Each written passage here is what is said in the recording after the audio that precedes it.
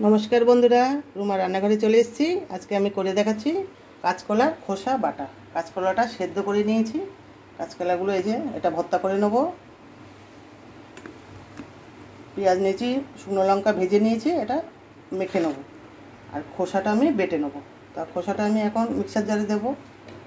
আর সাথে 2 কোয়া রসুন নিয়েছি আর কটা কাঁচা লঙ্কা নিয়েছি। এই দিয়ে আমি বেটে নেব। আর একটু কালো সরষে দিচ্ছি অল্প। আর খোসাটা বেটে নিয়েছি, কড়াইতে তেল দিয়েছি। এবার একটু কালো জিরে দেবো। এবার বাটাটা দিয়ে দিচ্ছি, স্বাদ মতো নুন, হলুদ গুঁড়ো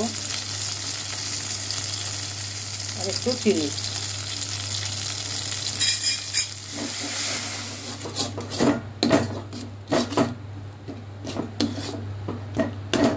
খোসা বাটা আমার হয়ে গেছে। বন্ধুরা ভালো লাগলে লাইক কমেন্ট শেয়ার করে দেবেন আর সাবস্ক্রাইব করে দেবেন। আজকের ভিডিও এতটাই, আবার দেখা হচ্ছে পরের ভিডিওতে।